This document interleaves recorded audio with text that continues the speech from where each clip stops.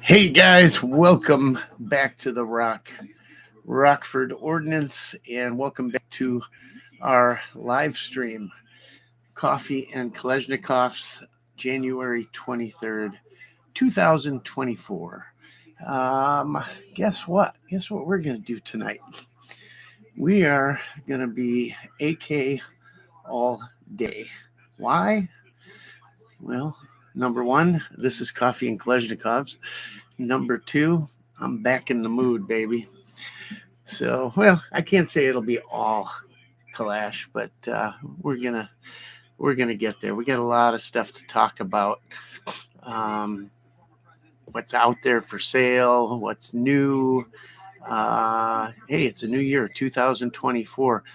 What AK should you buy if you're a first time AK buyer?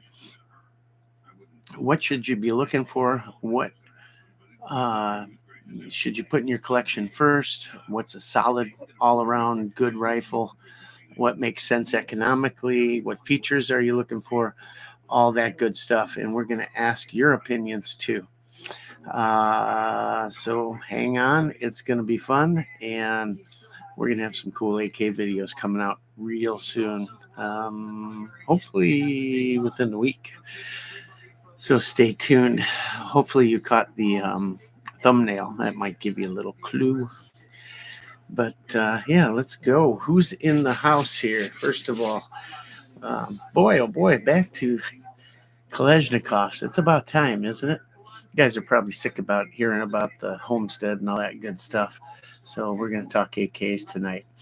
Joe Morgan, hail to the king of Kalash. Well, thank you, Joe. I don't think I'm the king of Kalash, but it would be nice. Good to see you, Joe. And Chase, good to have you in here. Both longtime listeners, always in here whenever they can.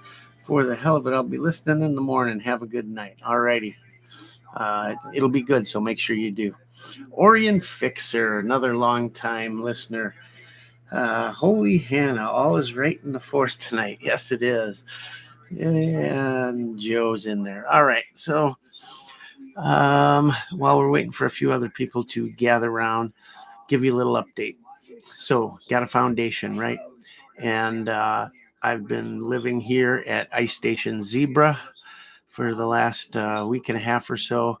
I got a screenshot. We hit minus 16. And try living in an RV at minus 16. They say it can't be done, but I did it and made it through. We didn't have water for about a day or two. Got it running. Had cold water, lost hot water, lost both. Got it up and running. Ruined some. Didn't burst a pipe, but actually flattened a pipe from suction. And got it up and running, and we're all good. Today it was all melting off. And that's going to create more problems because we have a little way to get around the RV that's in the middle of the driveway.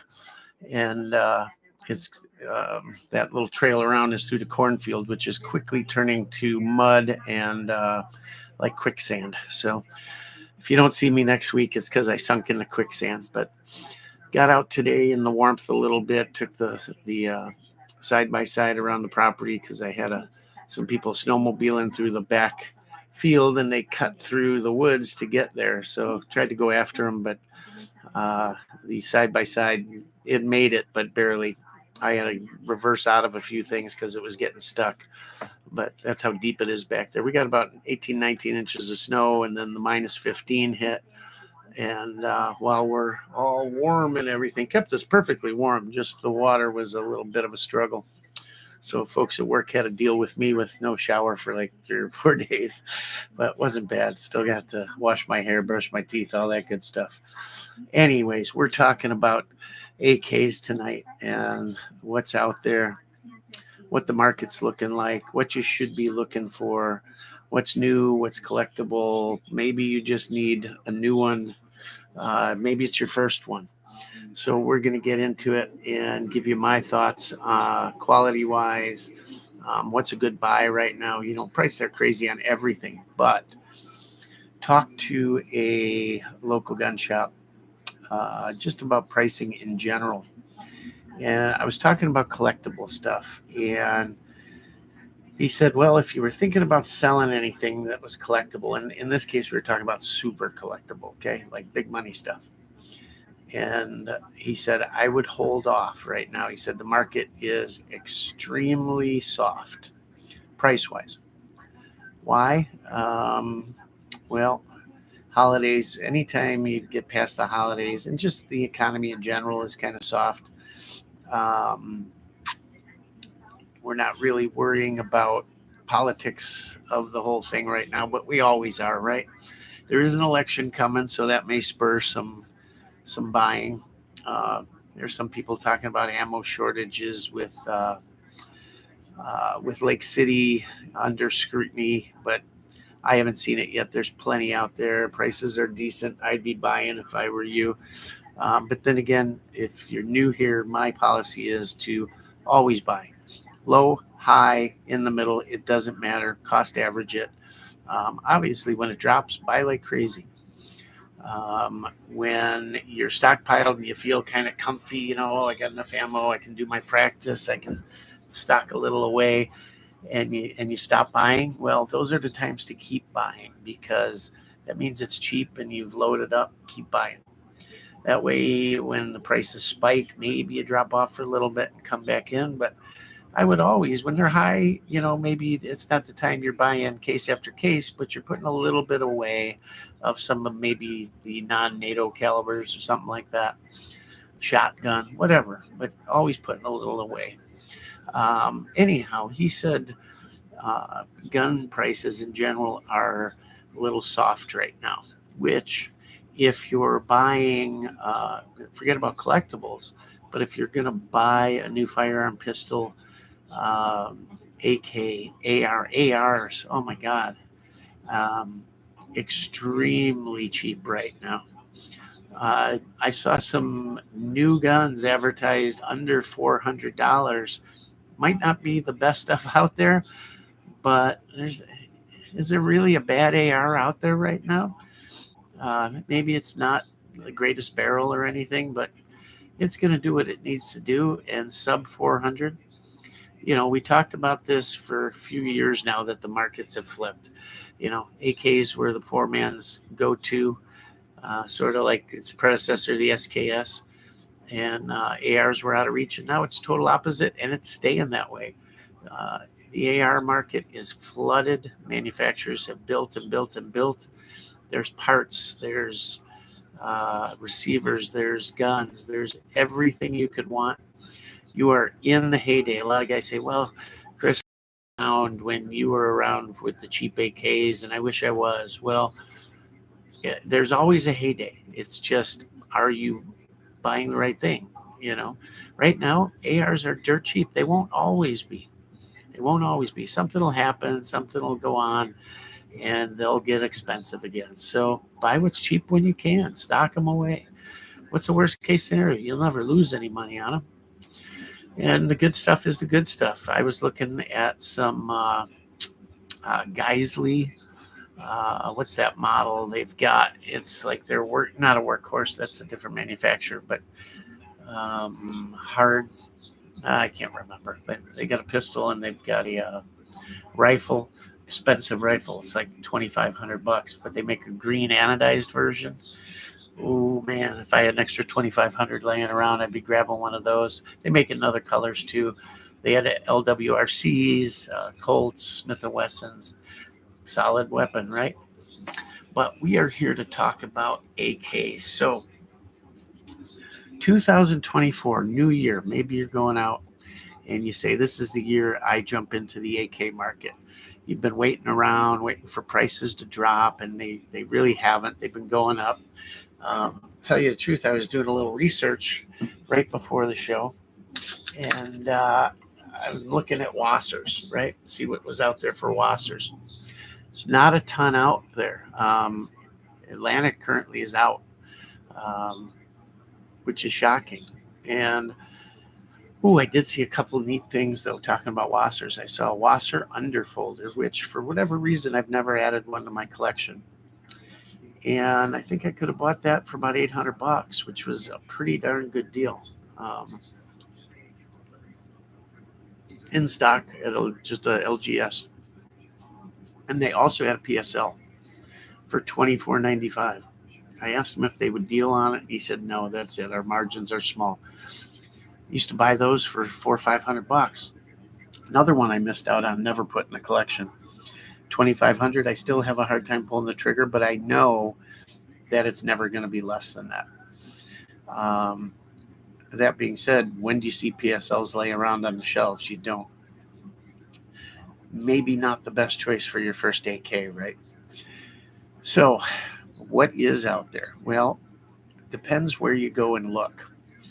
And through normal sources like, I don't know, Atlantic, stuff like that, there's not a ton there. I didn't see ZPEPs were rare, if at all, there. Arsenals, they had a couple maybe in different weird patterns. They did have the underfolder though, and those prices have come down. And I wanted one of those to finish my collection on Sam's. They had a Sam 7 underfolder, but just don't have the money right now, so that's out of the card, not in the cards. But there are arsenals out there if you know where to look, and there's just about every model. I even saw some 107 series, which, for those of you that don't know, those are their stamped guns. And the 107 FR, that's folding stock rail. So side mount rail, that's what the FR stands for, folding and rail. My opinion, one of the best AKs ever put out. And they actually had a couple at one place. And not all that bad. So there's arsenals out there to be had. There's ZPAPs out there to be had, although it seems like the standard wood stock version is kind of hard to find. You're going to have to maybe get the tacked out version with the polymer stuff and change it out how you see fit. There's the new ZPAP underfolder, right? Which we've been waiting for that forever. And that's similar to the AK that got me started. My wife bought me it one year for Valentine's Day. We're at a gun shop, and I thought, oh, I really want this. Didn't know anything about AKs. And my choice was, and I didn't even know what they were at the time. I knew nothing about AKs, but they had Wassers there. And back then, Wassers were made from military kit guns. Cougar was putting them together using a mismatch of new parts and military parts. And they had the laminated military wood. And then there were these underfolder AKs. I didn't know Yugo from Shmugo. And so I'm just looking at the aesthetics of each of them. And the Wasser was $3.99, I think. And the underfolder Yugo was $4.99. And I got the underfolder just because you're new to AKs, and wow, look at that, it's cool. It underfolds, and it had a grenade launcher.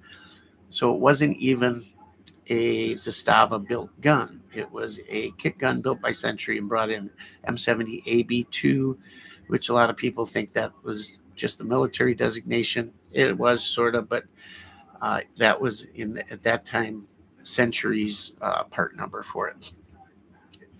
And everybody back then, Century, those Century monkeys putting them together, wobbly mags, sights aren't aligned. I mean, bad stuff like that. Even the Wassers, terrible. The Wassers, frankly, at that time looked like, I thought it was a used gun. I thought, this must be a used gun. Look at that wood. It's horrible. And everything all scuffed up. And in comparison, the Century Yugo M70 AB2 looked new, nice, all new park job, and really nice. Century put on polymer handguard and gas tube cover and grip. And I didn't know anything. I thought, man, that's the one I want. So my wife bought it for me. And to this day, I bet she regrets it because it turned on a whole nother side of my gun stuff. But fell in love with it, man. I loved them. And as I educated myself in the AK world, and as time went on, Century started doing better, building better products, importing better products, and that stereotype of their guns sort of went away. And now what's funny is what they used to laugh at, that Yugo M70 kit build, is now considered one of the best guns Century ever put out. Now, granted, they were mostly built by subcontractors, and some really, really good subcontractors. That gun of mine has, while not as many as my NPAP, it's second most round count, and the thing is just going strong. And by far, it's my smoothest AK, smoother than any of my milled guns. I know you guys that love Sam 7s and stuff. No way, no way. But it's true. Let's face it. Most people buy a new gun, buy a couple boxes of ammo, put a box and a half through it or a mag and a half through it. It sits in the corner, and that's that. In the AK world, maybe they shoot it a little more, but the more you shoot an AK, the smoother it gets, whether it's milled, whether it's stamped, whatever. And when you really shoot one, and I'm talking several thousand rounds or tens of thousands, they smooth out like glass. And that M70 AB2 Century build on a Nodak receiver is by far the smoothest AK I own. It never misses a beat. I can't remember the last time it had a failure to feed or a failure to extract or anything. It just goes. The only thing I've done to it is I did go to a ALG spring on it later in its life, just because that was the thing to do. Robski reported on a cracked receiver on an NPAP, which, don't worry about it. That's not a thing. It really isn't. Doesn't happen all the time. It's a one-off deal. And in that case, most likely because of the top cover, dust cover button leaves very little metal in between it. Also, his stock had been coming loose during the testing. That could have had something to do with it. But I've never seen that become a known or notorious problem with them. So yeah, that's how I got into it. So now Zastava comes out with the ZPAP underfolder. They've been talking about it for a long time. I had word, I don't know, a year and a half ago, maybe more, that it was coming for sure. And I hinted to it here when you guys would ask. As a matter of fact, I think in one live stream I said, yes, it's coming. And it's here. People were afraid it wasn't going to come because of the export ban from Serbia. And guys, I use Yugo and Serbia interchangeably, okay? We all know they're Yugo guns, and of course Yugoslavia doesn't exist anymore, but don't be that guy, please, okay? That's just how I know them. So anyhow, where was I? Oh, so he had the export ban, and we were afraid they weren't going to come in, and I thought they might not. They managed to get around it, and they've got a couple loads in that hit their preferred vendors. Classic had them, Atlantic had them. Atlantic is sold out. Classic still has them, and I have it on good authority that another batch is coming in. We'll get into pricing on all this too. So ZPAP fixed stock's a little hard to get right now, or you might not get it in the form you want. Wassers are out there, but not at the places you think they would be. You may have to look a little bit. And then Arsenal, same thing. You might go to the usual places to get one and go, oh, they're all sold out. But if you look in the right place, you'll find tons of them brand new from the factory.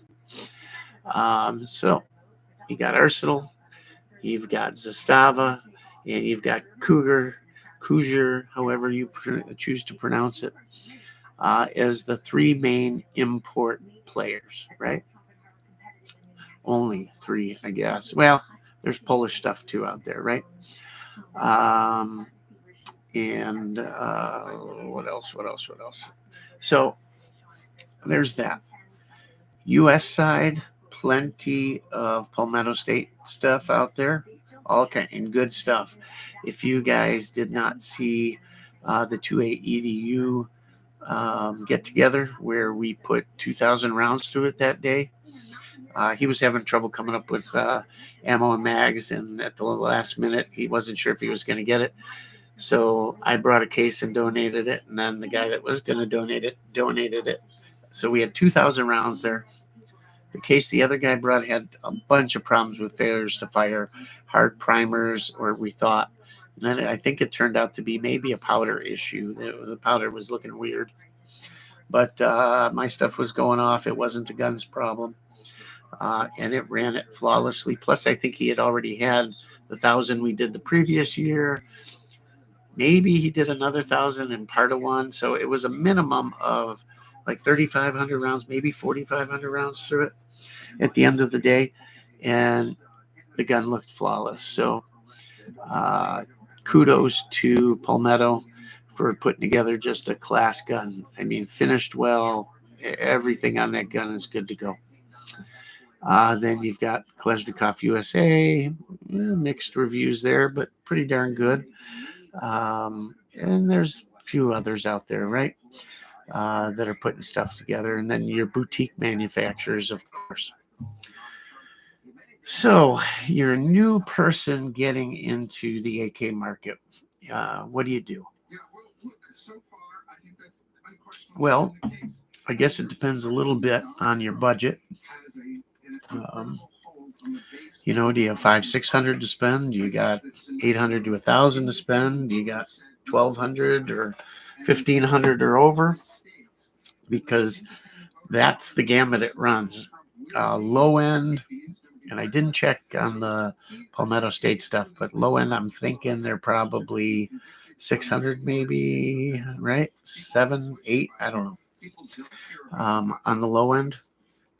And as far as manufacturers out there, you might run into a couple that you definitely want to steer clear from. The only one that I've really seen on the shelves lately is Pioneer. Now, that's out of Poland.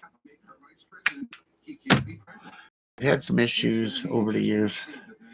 Haven't heard much good about them. And I'm not saying they're a bad rifle. At least maybe not the newer stuff. I know some of the older stuff had big problems.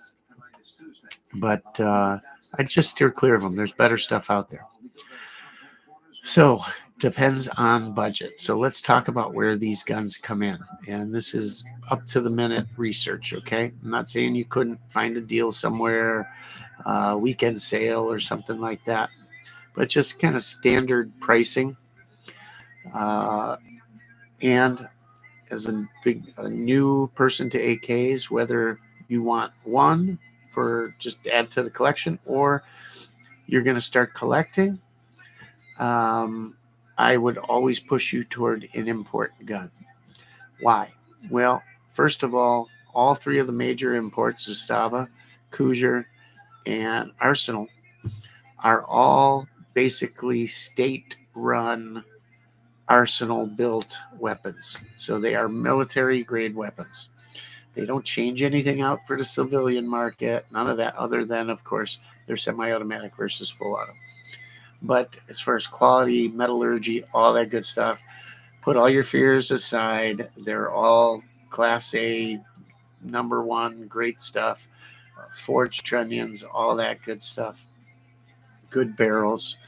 And I can say they're all, at this point, chrome lined, which didn't used to be the case with Yugo guns, which didn't make them bad. The earlier ones are not bad. Don't shy away from a non-chrome lined bore on an older Zastava.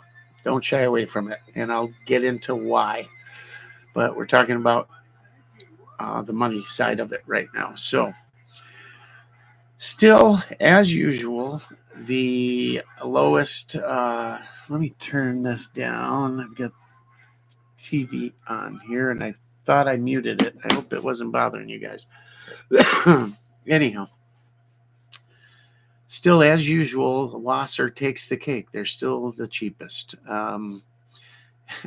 I feel so weird saying this because The first one I pulled up, their sale price was $9.98, and I thought, oh my God, Wasser's going to cross $1,000, right? And they probably did for a little while, maybe during some scare.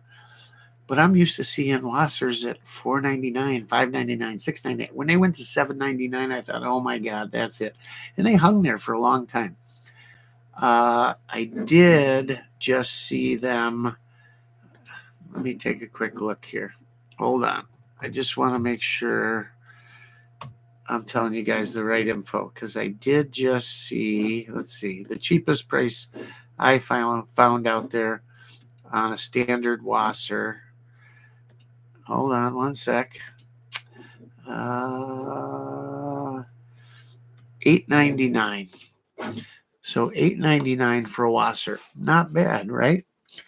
And if that's in your budget and that's all you can spend, well, you did fine. There is nothing wrong with a Wasser. The mighty Wasser, is Rob Ski would say, right? It does everything you're going to need it to do. It's built in a military arsenal. It will run more rounds than you will ever put through it, or your son or grandson will put through it. I have one. It was my second AK. I don't shoot it very much. It has a very low round count, but mine was a wonky one from back in the day with canted sights and even a bit of a twist to the receiver. And, before they started watching their Park/Blue finish, all scuffed up looking and all that. And it runs just fine. It runs fine. It's accurate. It does all those things. It just, when I started out with the M70, and we'll get into the build qualities and what they're built with, a lot of you will already know. Yugos have thicker receivers, 1.5 millimeters. Wasser has your standard AKM receiver, 1 millimeter thick. Nobody else this probably bothers, but it bothers me. When I rack it, that kind of thing, it just sounds tinny to me. And that bothers me. I don't know. Partially it's because of the fit of the top cover on it and all. And Wassers today, don't let it, what I say on that end, steer you away from it, because the build quality, the fit and finish is light years better than it was then. They've managed to up their game on the metal finish. The wood, you'd probably replace it right away with something, but that's the great thing about the Wasser that the other two really don't or can't do. Is the Wasser is a true AKM pattern. When you think AK, AKM is what we're talking about. And what does that do for you with the Wasser? Well, any handguard on the planet pretty much will fit it. Any stock you want to put on it will fit it. Safeties, fire control groups, muzzle devices, you name it. You can accessorize or change up that rifle any way you want it to fit you. When it comes to the Zastava or Yugo offerings, they're not truly an AK pattern rifle. They're an AK pattern, but they're Yugo's take on it. They switched a few things. Handguards are longer, stocks mount differently. Their side rail scope mounts are different. A lot of things. So back in the day, that was a big deal because there weren't all these manufacturers making all these aftermarket parts for Yugo rifles. They were making them for the AKM, but not for the Yugo. So it's not as big a concern today, or not a concern at all, really, because everybody's making stuff for the Yugo rifles.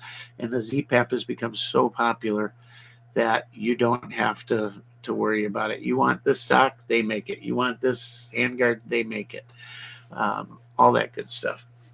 But the Wasser, if you want a true representation of an AKM, Wasser is it. And you can do anything you want with it, which is really cool, right? Some people say, well, the Wasser doesn't have dimples in the side. Yeah, if that's an aesthetic thing that you say, well, I got to have that because that to me finishes the look of it or something. Great. If you think, well, I got to have them because otherwise my mags are going to wobble. Bullshit. Has nothing to do with mag wobble. Absolutely zero. Dimples do not tighten up your mags or make them wobble any less. I'll say it again. Dimples do have zero to do with mag wobble or lack thereof. The reason they're in there is for strength, period. When it comes to mag wobble and how the washers are, is they put plates in there welded inside that stiffen it up and take up that space. Mag wobble has more to do with how they opened up the mag well, because all these guns still come into the States with single stack mag wells. They are all opened up as part of the 922R process. If you're that new to AKs and you don't know what 922R is, and guys, that for those of you that know, please, I hope I'm not boring you. Just hang in there, brush over it real briefly. Excuse me, I'm one of the few that smoke on my live streams, but I am what I am, and then you get what I am. So anyhow, 922R is part of the Federal Firearms Code that says import rifles coming in can only have so many import parts and have to have so many U.S. parts.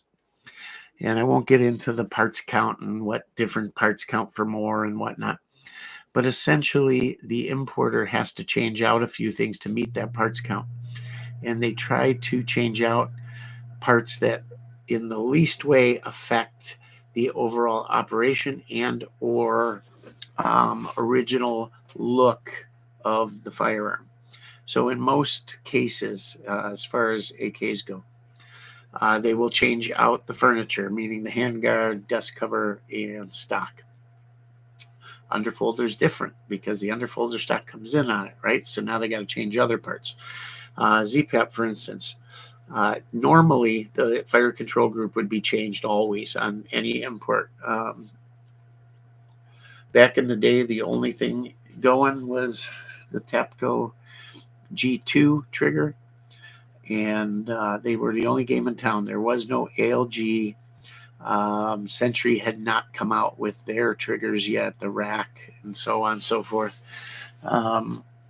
So they all changed them out to G2s. And I hear it all the time, and I'm going to cover a few other things, and I'm going to redo or do updates to some of my AK videos because I still see people asking these questions and or getting bad information somewhere. Maybe a forum, maybe the range, maybe their local AK expert, which in reality probably isn't much of an expert. Yeah, maybe he's been doing it 5-6 years. There's guys in this live stream, including myself, that have been doing AKs for 20 years plus. So for you new guys that want to say, oh, I'm wrong or this or that, please think what you want. But I promise you I'm giving you correct advice, okay? So to this day, people talk about tail smashing, tail squash, right? A tail on the boat carrier that starts getting flared out a little bit. And oh my God, the world's coming to an end. My tail is smashed. And what am I going to do with it? This piece of junk. And Zastava didn't build it right. Or Cougar doesn't know what they're doing. Or da-da-da. ALG triggers are causing all this. Okay. First of all, ALG triggers are not a problem. They just aren't. Okay. In my 20 plus years of doing this, the biggest problem with tail squashing was the TAPCO G2 trigger. Why? Two things. Number one, for the most part, it's just a matter of hardness of the metal. And G2s were much harder than just about every carrier out there. So smash a hard G2 hammer into the tail a million times and have that carrier come back and hit the ramp of that hammer and drive it back because the G2s had huge high humps on them. Why they ever went that high, I don't know. To me, it makes no sense because I've taken a ton of them way down and completely reformatted them to get rid of it. You'll talk about guys will always talk about, well, my bolt carrier hangs up. If I cycle it by hand, first of all, cycling it by hand doesn't mean anything. If you're cycling it by hand or you are chambering first round by hand and your bolt carrier is holding up, you're doing it wrong. Slam that thing back and let her rip. It will never hold up on the hammer if you do that. If you're cycling it by hand and it hangs up, who cares? Well, okay, maybe it annoys you. But the reason being is that hammer, the rounded area of it is way too high. Look at a factory fire control group. I don't care if it's Romanian, Bulgarian, Yugoslavian, RPK, AKM, any of them. They are all almost flat. There's a little rounding, and then they're flat, and then it rounds back down. There's no ramp lead up. There's no huge hump. They go up, straight, down. Profile them like that. The only thing you have to be careful of when taking that much metal off is that if they aren't hardened through and through, you may get down into some soft metal and you may start squashing the hammer now.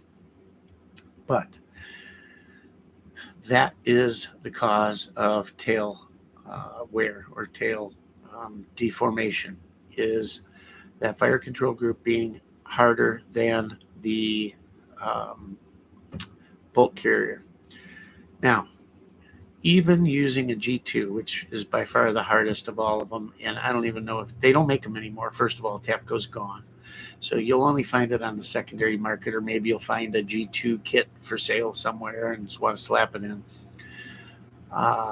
Or maybe you put an ALG in and guys are still seeing some tail squash. Guys, you're always going to see a little. That is how the AK is manufactured. They wear in. The more you shoot them, the smoother they get. I have gotten tail deformation on even factory com block trigger groups, okay? I'm sure the Russians have their spec for hardness on their fire control group and a spec for a hardness on the carrier, and maybe they figured it out at some point. But as they gave away their technology and licensed it out to all these com block countries, things may have gotten off, or you get a batch that's harder or softer, whatever. You're going to get a little bit of tail squash, period. End of story. You always will. I won't say, well, nothing's always, right? But you'll get some. 99 times out of 100, even let's say going back to the old days with the G2, that tail deformation will only go so far and stop. Nothing that can't be fixed with a couple of swipes of a file if it bugs you, and leave it alone, because it gets work hardened after a while, right?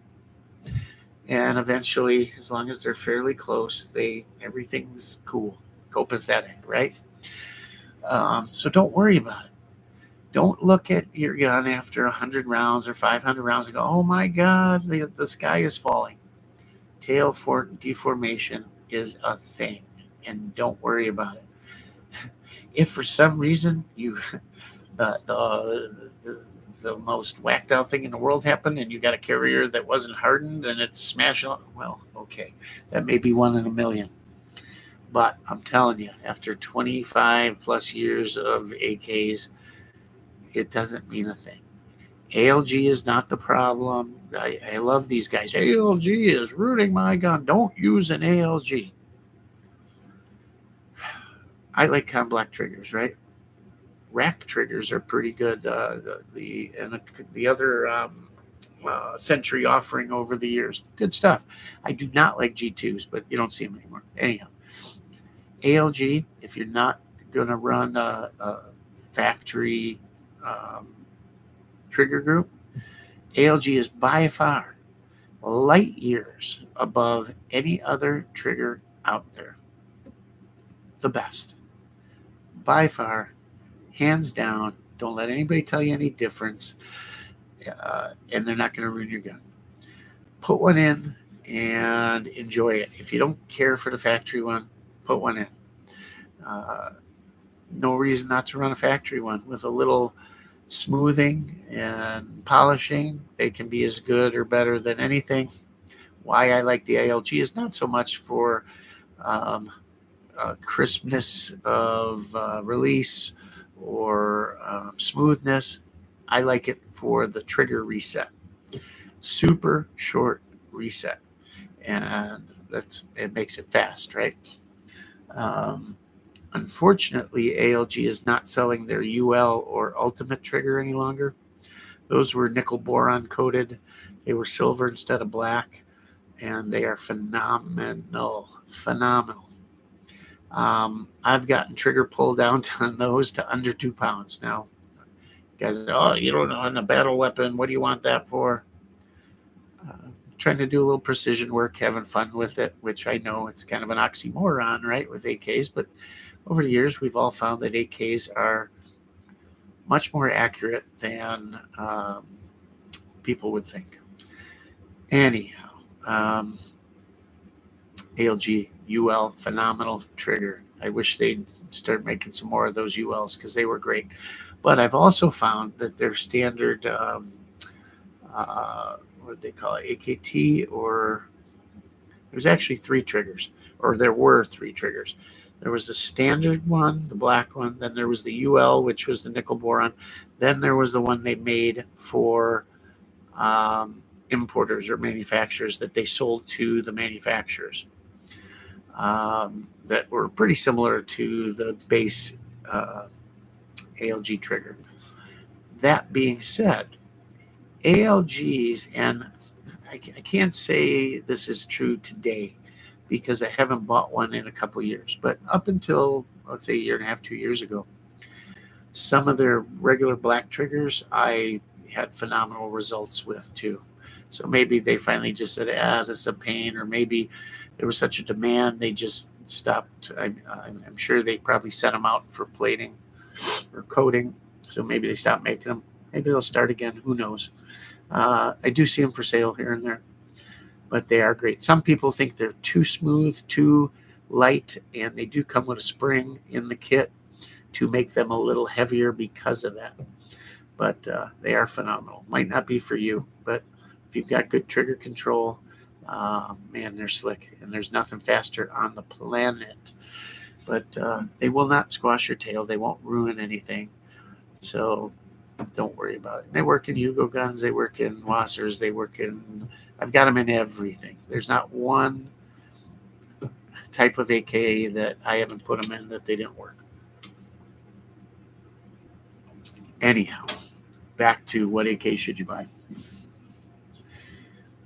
Wasser, by far, your least expensive journey into import guns at roughly $900. That's the cheapest import you're going to find. We're talking 7.62 guns here. Next, ZPAP. There's not a ton of fixed stock guns out there right now, but there are some of these underfolders coming in. And if you look, you can still find them. And basically, fixed stock underfolders going to run you about $1,200. You may find a fixed stock a hair less than that, but they're right in that $1,195 to $1,250 range. All of this gets me because I'm not used to these kind of prices, guys. Back in my day, I remember when I had kind of a principle thing in my head that I will not pay over $499 for a Hugo M70. That was just my thing. Wouldn't pay over it. And there was a point where I went on a mission to corner the market on Hugo M70s. It was the only AK I was going to buy, and I was going to have 20 of them, you know. And then, of course, I branched out. But great gun. What do you get over the wasser?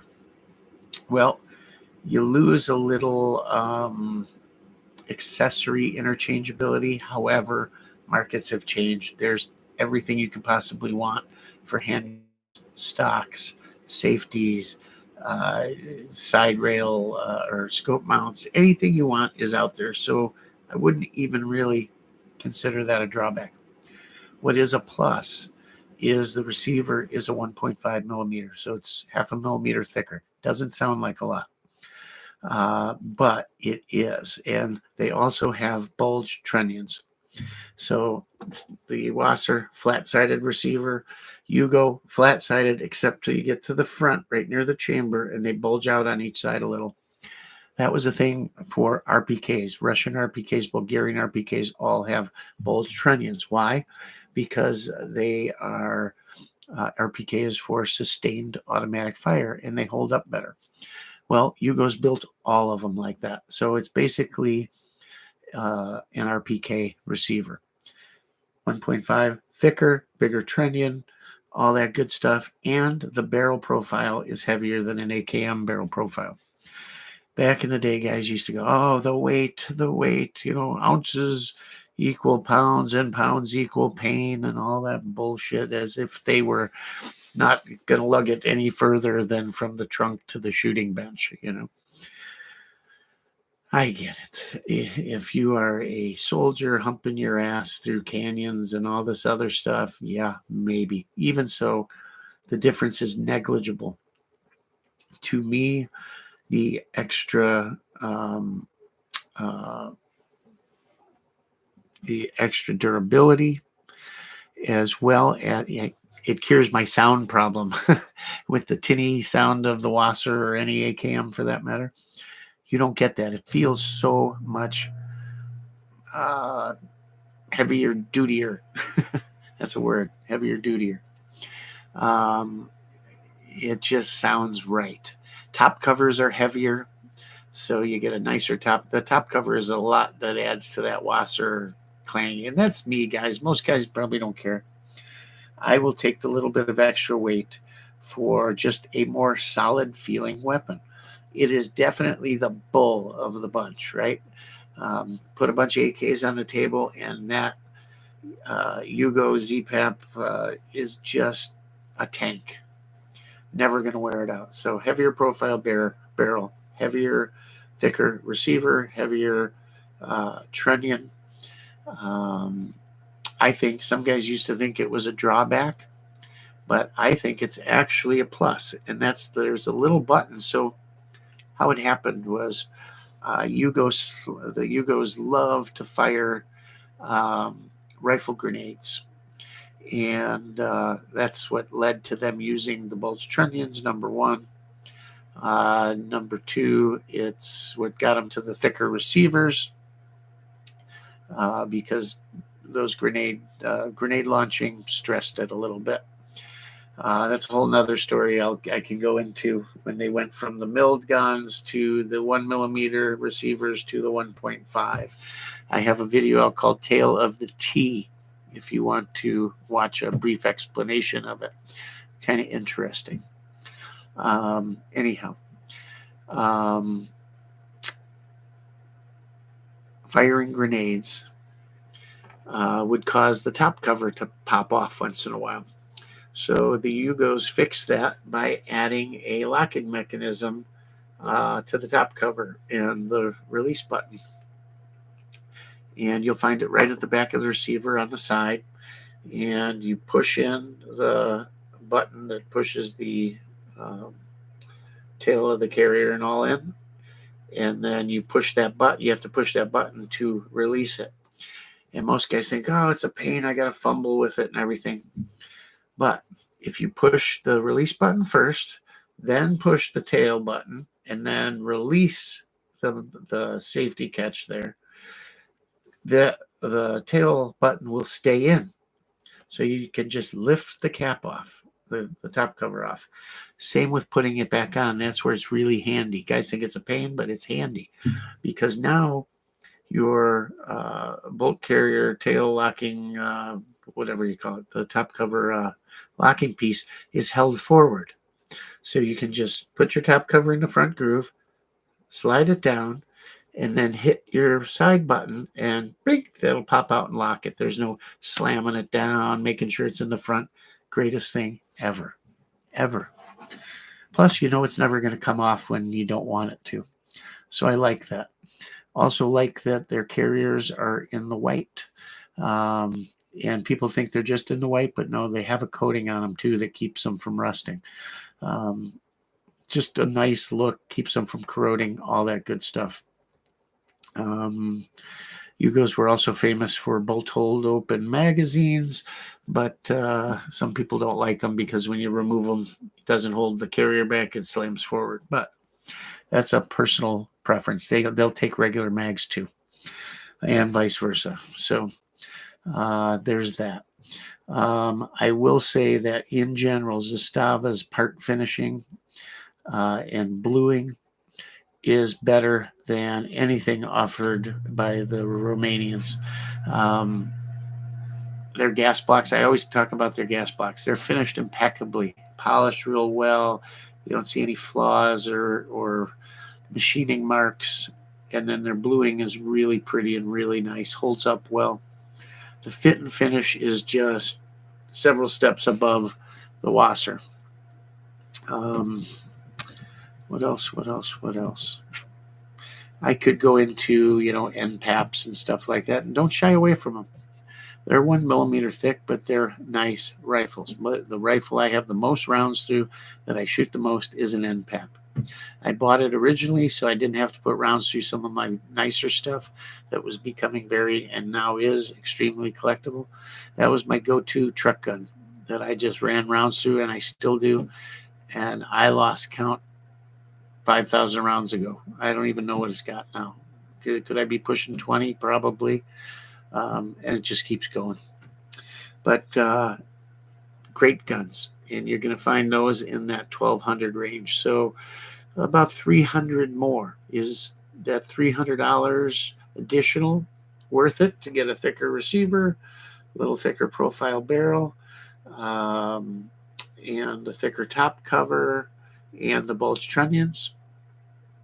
I don't know. Or is the weight more important? You'd rather save $300 and lighten your weight and have a true AKM pattern. That's why they make different ones, guys. None are bad. My dad used to say, no bad women. Some a little better than others, but none bad, right? So, same case here. That being said, that leaves us with Arsenal. Some might say cream of the crop, right? Others might say overpriced junk. Well, the truth lies somewhere in the middle, right? Personally, I like Arsenal. I'm not a fanboy of any of them. I love them all, and I like them for different reasons. But Arsenal does produce a wonderful gun. I have a real penchant for their 107 series, their stamped series. Love them. Not a big machined receiver guy, just not. I like stamped guns. To me, that's the look, the classic look to me. I just like stamped guns. I don't know. I think one built well and enough rounds to break it in real well is just as smooth. I will say this, Arsenal guns, back when I was buying Arsenal stuff,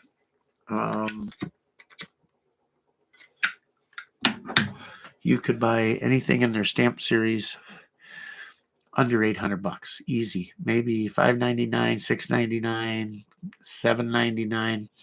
I paid for an FR at one point. I think $8.99 was the last I paid for a FR, and that was a 107 FR, so folding stock rail with the side folding stock was a what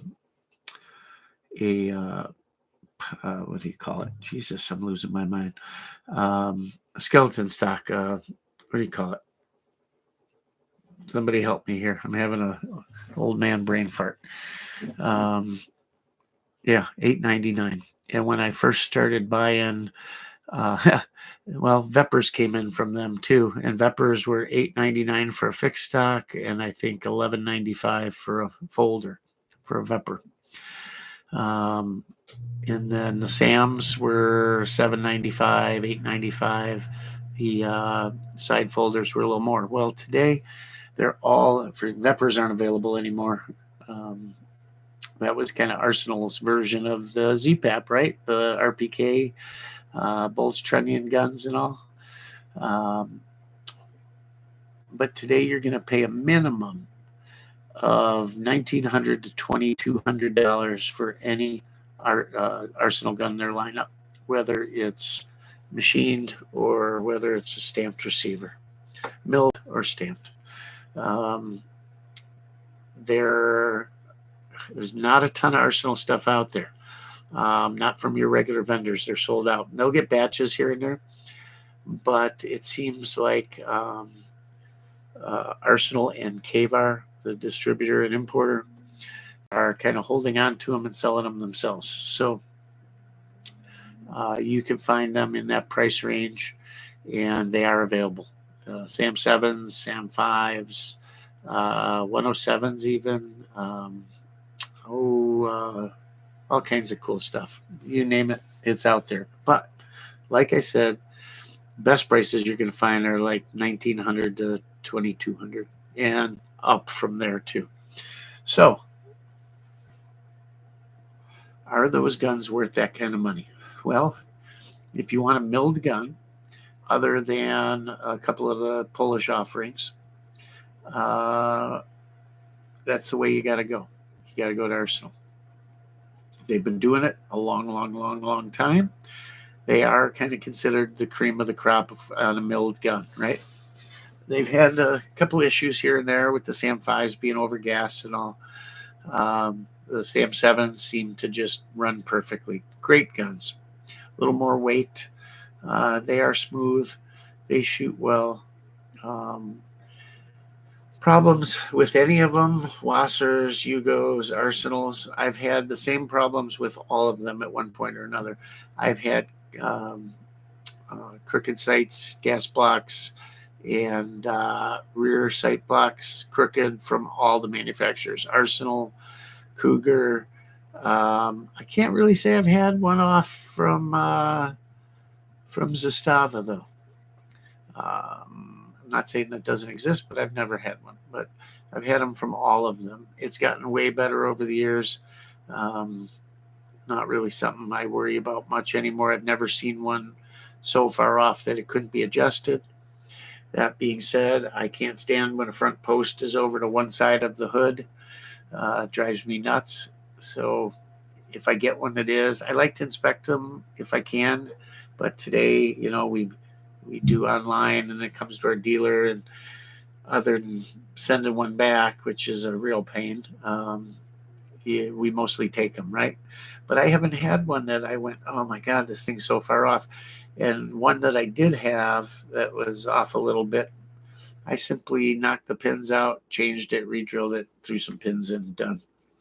But that being said, it's not a big problem anymore.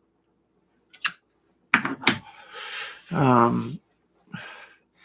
the Arsenals worth it? If I'm a first-time buyer, probably not. I probably go Wasser or ZPAP. Not to say I wouldn't put that on my wish list, right? Because, yeah, they're nice. I like them. I think their stamp guns are some of the best out there. And obviously, I think their milled guns are the best out there. It's just, do you want to pay for it? Milled gun's not going to shoot any better, any worse. Just different, that's all. So that's your import guns. Now, why do I say buy an import first? Buy an import first because imports can go away with the stroke of a pen, whether it's a U.S. ban or in the case with the Yugo thing, an export ban. You never know. Chinese guns went away because of policy. We didn't agree with something China did. Bam, gone, never to come back, right? Same with Russian guns now. Well, they'll come back. No, they're never coming back. I promise you that. Stuff goes away and that's it. And you can't get them anymore. So, one, maybe you missed out if you're collecting. Two, drives the value through the roof. The minute they don't bring them in anymore, what happens? You know, Vepers are now worth 4 times what they were. Chinese guns worth 10 times to 15 times what they were worth. It's crazy, right? But it is what it is. Makes them rare. You never know. And there's a ton to be said for guns built in a military plant that's supplying militaries, or is in some cases a state-owned or sort of state-owned manufacturer, right? They've been doing it, whether it's original or under license or whatever. They supply militaries around the world. People kind of think of Russian AKs as the be-all, end-all. There's more AKs in the world, and they think Russian AKs than any other firearm. Well, guess what? Guess what model of AK has been used in more conflicts around the world, on more continents, by more countries than any AK pattern rifle ever built? Anybody want to guess? Give me a guess there, Martin Coe, Chase. Anybody? 5, 4, 3, 2, 1. Nobody? The Yugo M70 has been used. Nope. Good try. Green sickle. Green sickle. Yeah, the Yugo M70 has been used in more conflicts on more continents than any other, all around the world. They supply militaries everywhere. And you see a ton of underfolders, right? Which is kind of what spurred me to do this this video or this live stream tonight. And we'll get to that in a second. I want to go back to the comments here and see what you guys are talking about. Keep in mind, guys, we normally kind of let your comments dictate the way the show goes. We talk about what you want. We will answer your questions, any questions you have regarding AKs or anything else in a firearm shooting, collecting, sporting, whatever world. But we also depend on you for monetization. So don't forget the super chat down there. If you can't afford it and you find value here, please, you can give anything from $1 to $1 million, and it's all appreciated and used to go toward the channel. So if you can, great. Send us a super chat, and we'll also get to your question right away then too. But anyway you go, we realize economy's tight, so we get it. But if you can afford it, we appreciate it. Enough of that. Anyhow, let's see who else is in here. Orion said, all is right with the world. I'm assuming that, wow, Chris is on 2 weeks in a row for quite a while. And Joe was in here first, I think, wasn't he? Yeah. So all is right with the world. Joe, love the rock show. He's cool. Joe's okay. He showed it out. Try scrubbing the junk in -40. No home. Yeah, right? -15 was... I don't mind the cold, and I tell my wife that all the time. She says, oh, you're the guy that doesn't mind the cold. You shouldn't mind being out there shoveling. Well, I don't mind the cold, but in -15, I kind of enjoy it. I look at it as a challenge. I call it booger freezing weather, right? But -30 is truly that point when it becomes like, all right, it's getting real now, right? That's when you can walk out with a cup of hot water and go poof in the snow. I've done it. It works. Got to be hot water, though. And you take a deep breath and everything freezes. Nothing works right. Nothing in your car. Buttons don't move right. Back in the day when you still had keys, you turn the cylinder to start your car and it was like, and then your fingers would stick to it. You'd be like, ah, and the gear shifter would barely go in gear. Yeah, that's when it gets real at minus 30 and you're pushing like minus 80 wind chills. I've done that 1 or 2 years. I've done that one for sure. That's when it's getting cold. But I like the cold. I really do. But minus 15 when you've got to work outside is a different story. And I'm not talking work as in a job. No, I don't. I mean, I do. We have to move a lot of stuff, but we can take our time with it a little bit. But when you have to do work like to keep this thing I'm living in from freezing, it's a lot of work because you're trying to bring water in, things are freezing, you're trying to get sewage out, and everything's frozen, and it just makes everything 10 times harder. You're in snow up to your ankles, and maybe you're trying to push or pull something and you're slipping. It's a pain. Everything's fine when you're out doing something fun like shooting or ice fishing or something, but to work in it, everything becomes 10 times harder, and that's the rub of it. So yeah, I don't mind cold weather, but it's beds, they hurt, Rock. Oh, Joe's been drinking a little. That's okay. He gets fun when he's been drinking. What else here? But that was 14 years ago. Yep, I paid $450 for my washer, brand new, never failed. Yeah. Well, $8.99. Hey, considering the time it's been, $8.99 ain't bad now, I guess. I'm not saying I like inflation, but things are what they are, right? Hershey bars aren't a quarter anymore either, right? Uh, Best optic for your AK, Grant Arkin's asking. Depends what kind of optic you're looking for. And are you looking to stay within a budget, or do you want the be all end all best? I find that for the money and for me and you, we're not operators. We're not. This isn't our kit, and we're heading out now. Do we want it to work when we need it to work, and do we want it to work if uh, the shit did hit the fan? Of course we do. Do we want it to hold up? Yeah. That being said, um, I've never had a primary arms red dot fail on me. I've never had a Holosun fail on me. I got real partial to Holosun 510Cs. So it's a larger sort of reflex red dot. But I put them on everything: shotguns, AKs, ARs, you name it. And you can leave just the dot in the middle or have the ring similar to a.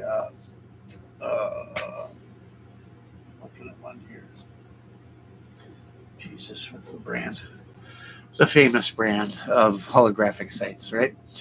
Um, you could spend more money and buy the expensive stuff, but primary arms, Holosun, for me and you, even if you're planning on this is my go-to gun, great stuff. Can't go wrong. You can always pop the money for the more expensive. Those are going to be great. Throw an MRO on there or something like that. Great stuff. Been tested everywhere, all around the world, and they hold up, and they work just great. So, yeah, why not, right? Can you guys hear me okay? I don't know if my volume is that better? Too much? I don't know. If you're talking red dot, that's great sight. I like primary arms a lot because of their offerings, and I like their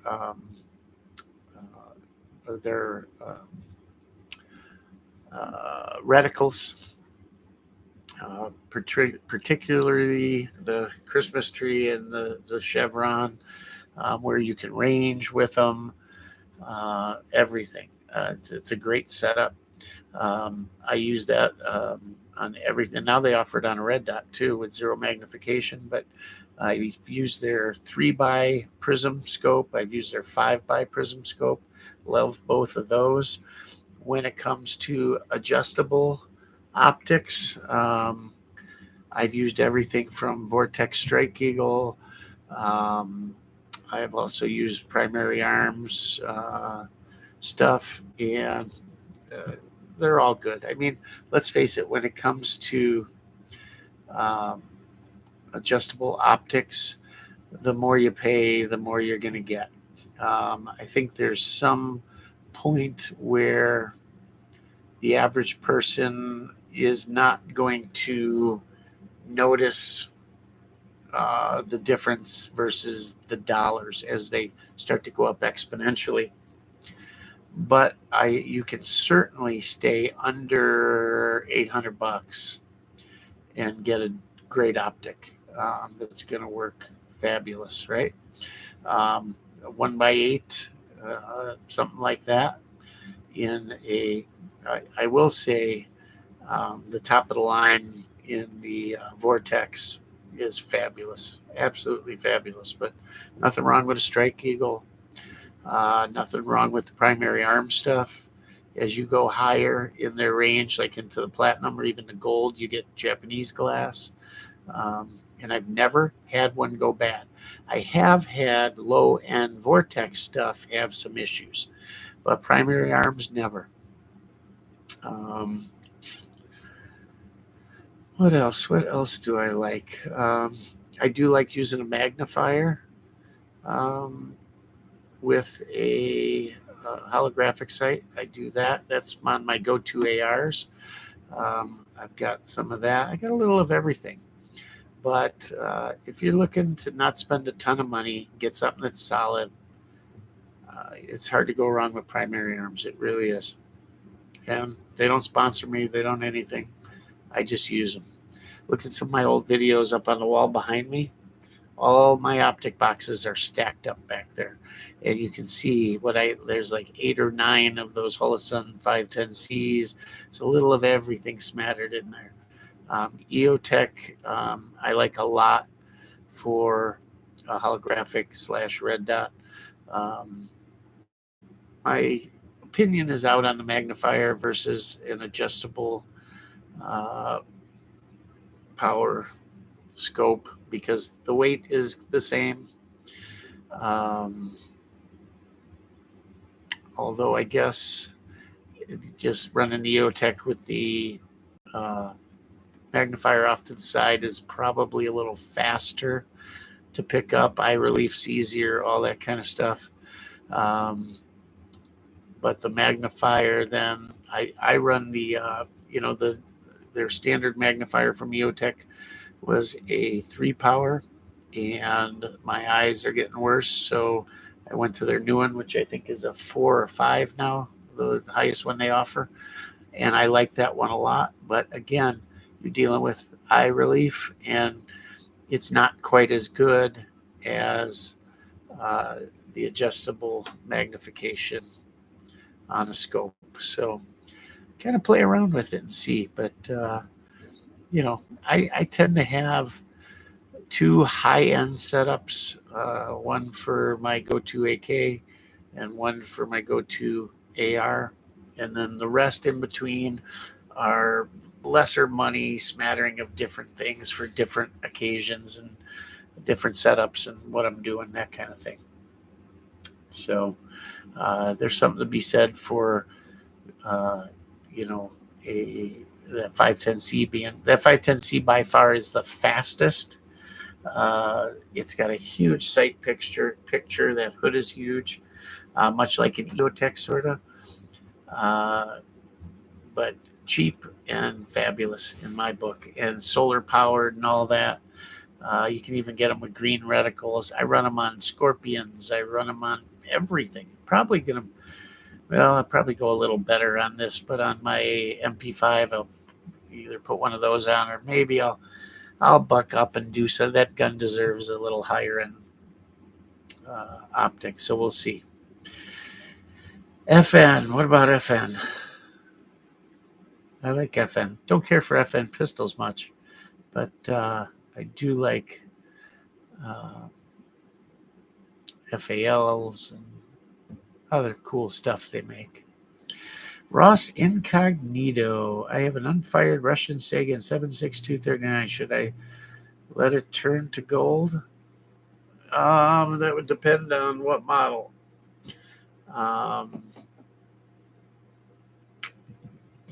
Is it in need of a conversion, or is it a 21 or a 31? What do you got? I would shoot it either way. What good is it if it's unfired, right? Go have some fun with it. Just don't beat the crap out of it. Keep all the stuff, the box, everything. You know, I'd say 90% of stuff out there that's selling on gun brokers has unfired. Maybe. Right? I hope that helped you, Grant. I hope that's what you were looking for. As far as comments on the optic. Yeah, I've never had anything primary arms go bad on me, ever. Thanks for the advice. I have an M70 and I've been putting off buying an optic. So what's more important, Grant, on the optic side of things on an AK is the mount you're going to choose. There's a lot of stuff out there, and I've used them all. It comes down to 3 different mounts when it comes to AKs. On the budget side of things, and this doesn't apply to the Yugo, so bear with me here for a second. The mount that's made by Arsenal doesn't work on the Yugo, but it works on pretty much any other pattern out there. Budget-wise, that thing is great, fabulous. When it comes to the Yugo, in my book, there's only one thing to use, and I think we all know what that is. And the reason I say that is, I swear to God, I don't know if it's I haven't been doing videos or what, but I can't remember. Oh, God damn it. It's the 107 or... can't remember the manufacturer. My God, I've only got 7,000 of them. It's on the tip of my tongue. Jesus Christ. No, not Midwest Industries. Oh, Jesus. Hold on a second. I can't believe this. I swear I'm just getting old, or I've got COVID brain, or I got something. I don't freak. Maybe it's just, maybe it's Alzheimer's. Can't even remember the name of that.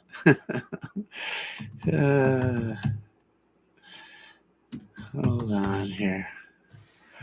There we go. Where the hell is it? Oh my God. Where the hell is it? Somebody's going to answer it by the time I look back at the thing.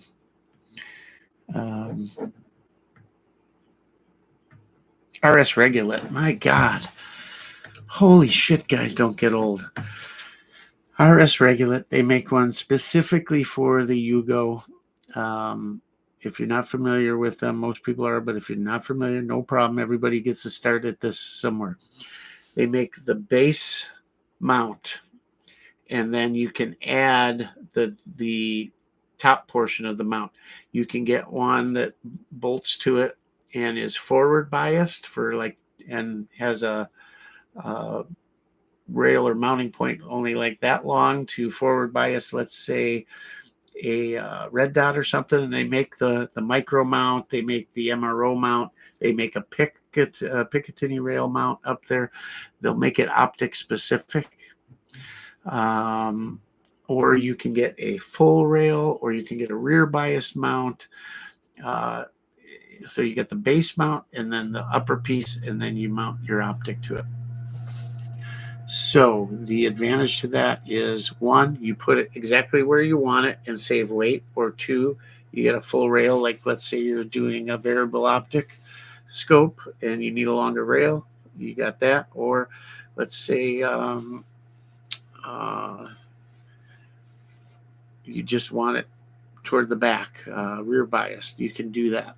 And they make the lower mount for regular AKM pattern side rails. They make the one for the Yugos. So you're buying 2 pieces, and I think Probably going to come in somewhere about $300, maybe a hair more. But RS Regulate, it will put that scope as close to the top cover as really possible. They put it closest to the top cover than any other side mount out there. Plus, you use their little bolts to bolt the top part to the bottom part, and then I think the top one is pre-drilled. Then you can drill the bottom one if you choose, and they give you little pins to knock in there so it doesn't lose its setting when you bolt them together, and that way it holds 0 always. And let me tell you something, they hold 0, period. You can take them on and off 100 times and they hold 0. So that's the point to a removable side mount, right? So what good does it do? You take it off, and then next time you go somewhere, you throw it back on, and it's way off.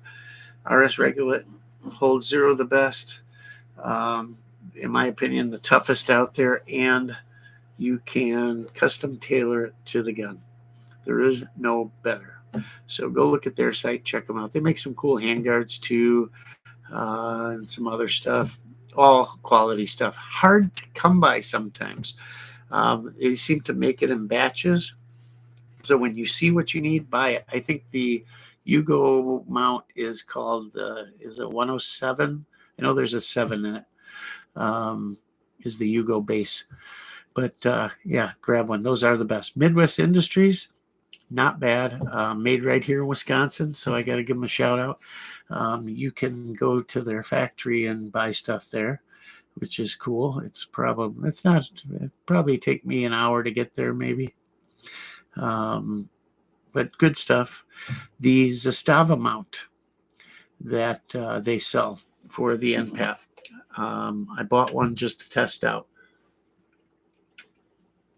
I went to the Zastava had an invite only shoot for, I don't know if it was just for YouTube people or media people or what, but I got an invite one day a couple years ago when the M90 was coming out, and I was one of the first ones to shoot it, and I think pretty close to the first one to review it. And that's also when they had the side mount coming out, and the guy from Zastava showing it to me. Oh yeah, check this out. I'm looking at it. I'm like, that thing looks a little familiar. And I'm looking at it, and they didn't offer me one, but I bought one, and I have it. But to me, first of all, it's made by another company for Zastava. And that company is not known for the best quality. They have 2 lines of accessories they make. I think one is called like a Pro or something. And all of that stuff is made here in the U.S. And then their regular line is made in China. This thing it goes on okay. Seems to lock up okay. Seems to hold 0 okay. It does sit a little higher. It weighs more than the RS Regulate. And frankly, I think it may be either designed wrong, or maybe this one was off, or they just missed something. Because when it slides on, there's a channel that they've machined in there that is not machined all the way through. And as you slide it on, it hits like a stop, okay? And then you clamp it down. But when you look at that compared to any other mount, I don't care if it's the Arsenal mount, RS Regulate, anybody, it's almost like it should have been, that channel should have been opened up and not been a stop, and it should have went forward more, because it's barely onto the rail where it should be. It should go further on, and it doesn't allow, like where it's clamping is just barely at the end. I don't know if you guys, if anyone has one, take a look at that. I often wondered, was mine a mistake somehow? But I sure seems like it should go on further. Usually they'll all go on until they get so tight they won't go any further, but there isn't truly a stop, so to speak. But this one either should have been machined out further or completely machined through, because it's not, and it does, in my opinion, put the scope way too far back. So if you needed more eye relief with some optics, you can't get it. I don't think it's built all that great. I wish it was, and maybe they've changed something. This is a couple of years since I've had that one, like when the Z-Pap with the bulge trunnions just first came out. So it's been a little bit. Maybe I got one that was not done right, or they've improved it or something. But I wouldn't, if I was doing something I really, really, really wanted to count on, I would do the RS Regulate once and be done. That is one of the things I would say, buy once, cry once, and be done. And for that kind of money, who cares? I got the Pulsar IR with rangefinder. My wife crapped her pants when she found out what I paid. No, I'm sure she did. But that's another one of those things. It's not like you're buying one of those every week, you know. Chase, got to head out. Rock, catch you next time. Catch you later. Thanks, Chase, for everything. Appreciate it. Yeah, RS Regulate takes the cake when it comes to that.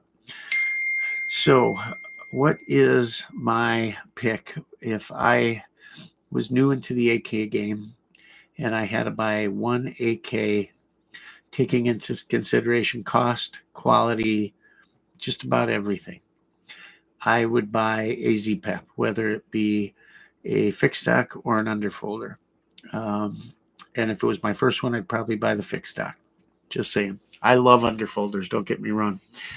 And that's what we're bringing you guys next week, is a new Z-Pap underfolder review.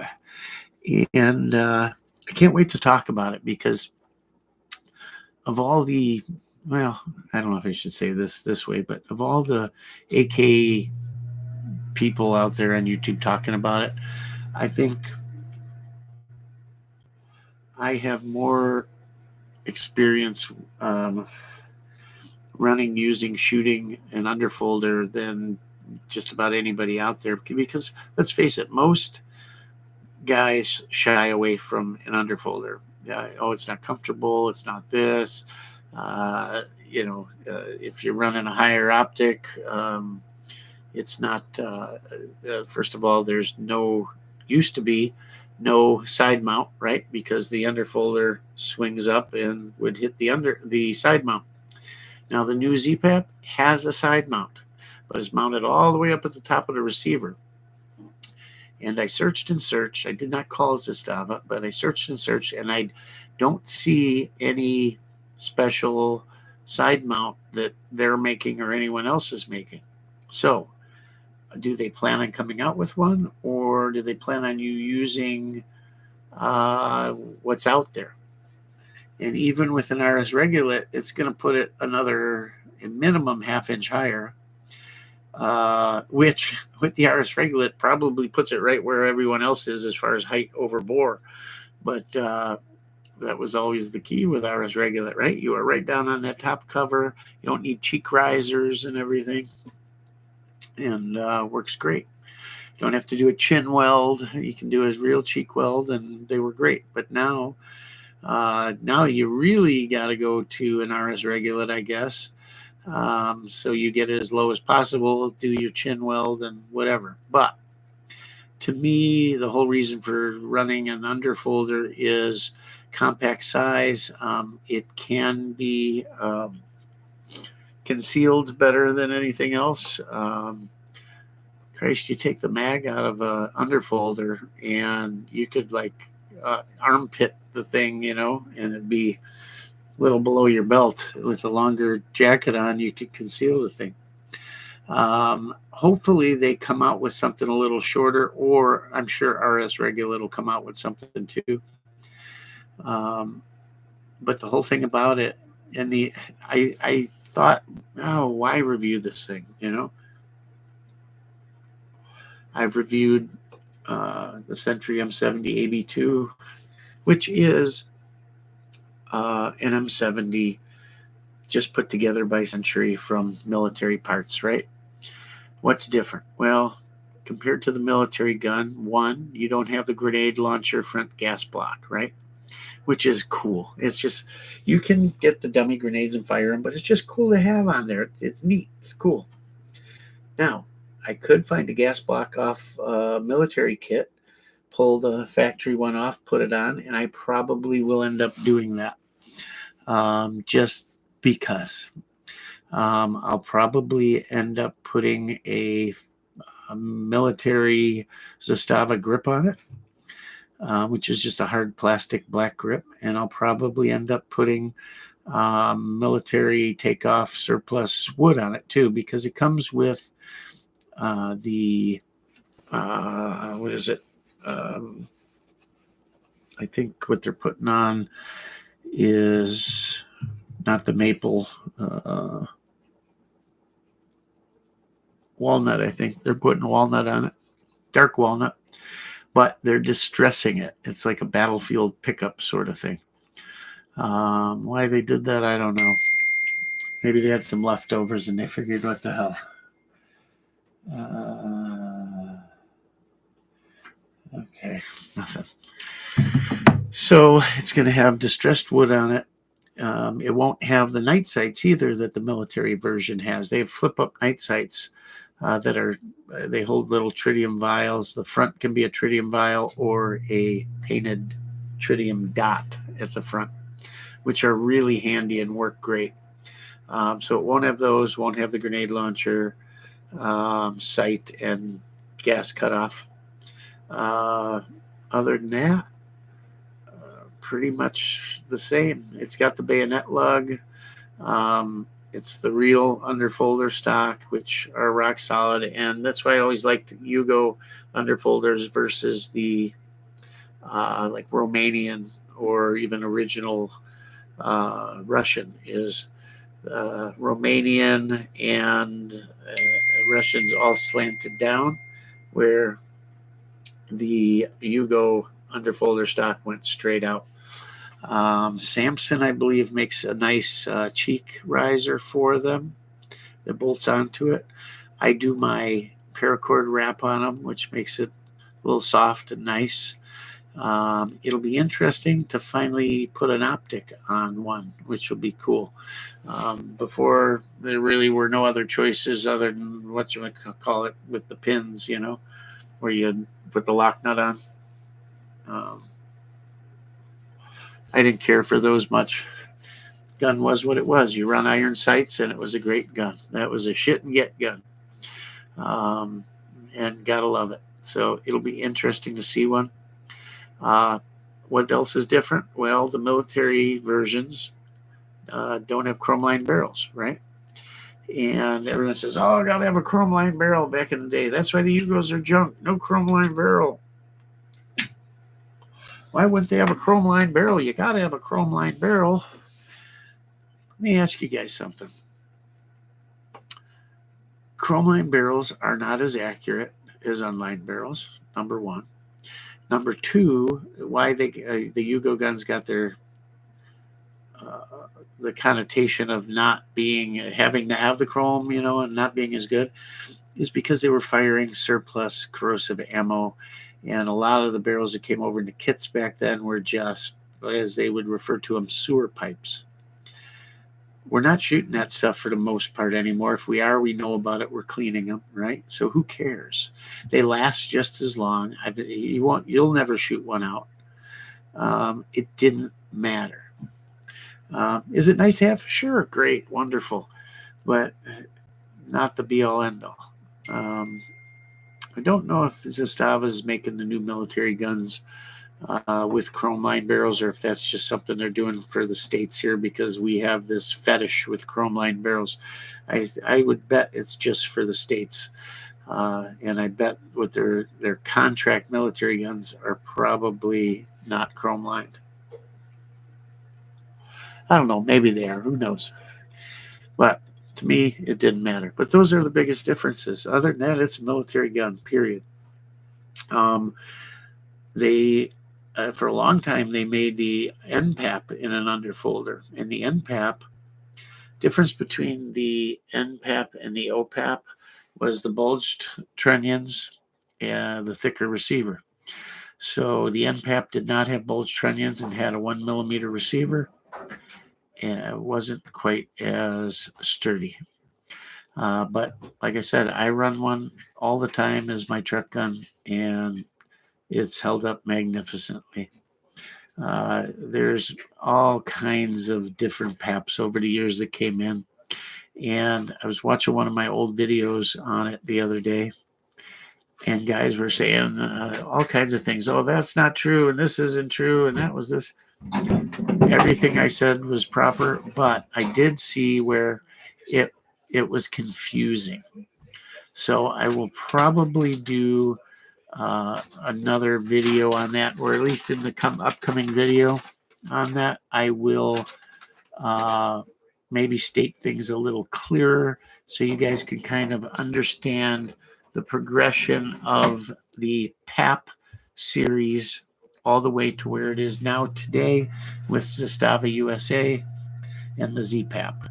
And it will start out with the early importers of the PAP guns, the single stack mag guns, all the way through the Century built guns. See, it gets confusing because Century built military Yugo kits and then called them their thing, well, not the NPAP.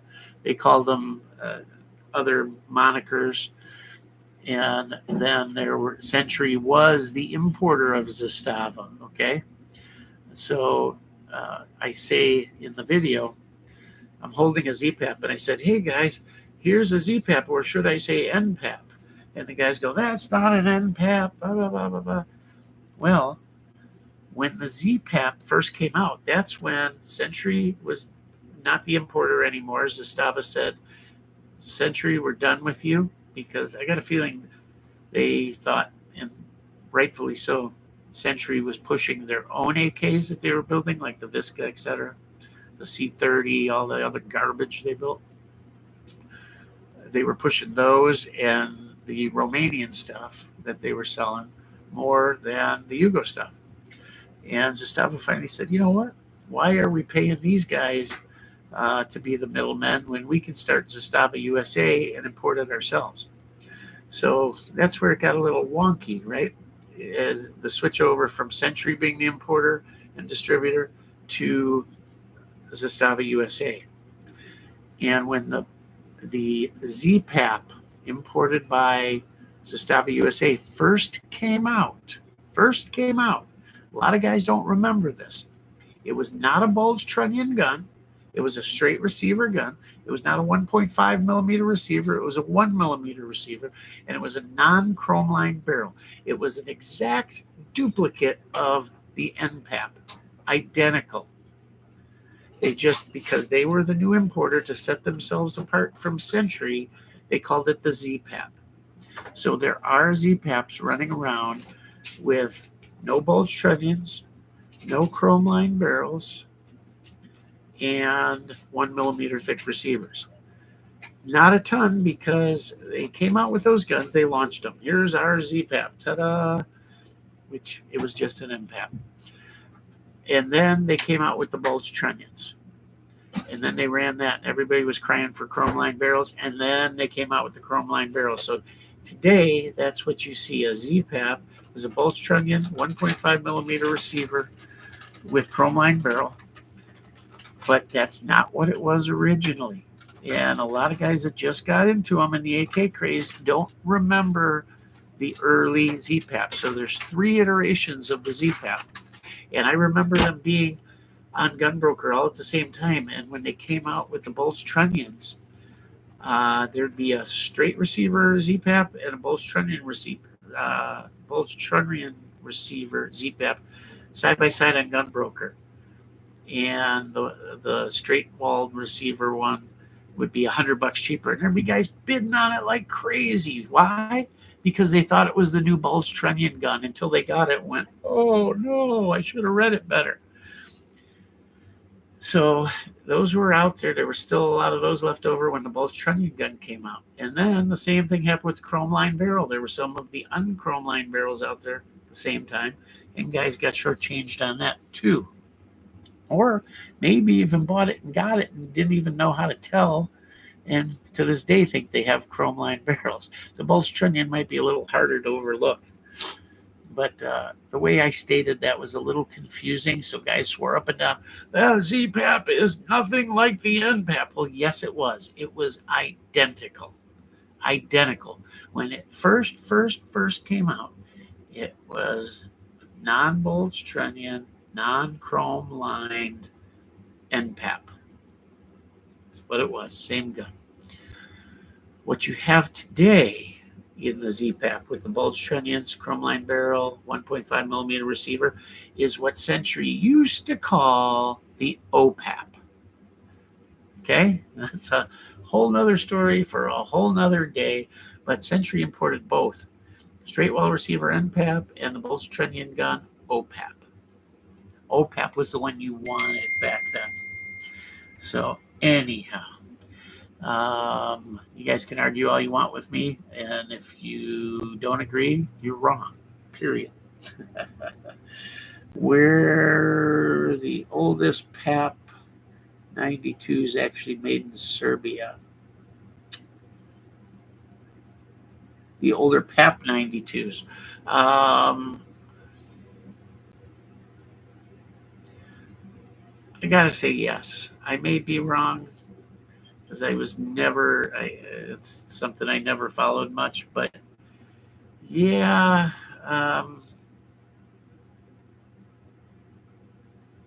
maybe, I'll find out for you, but I think they were.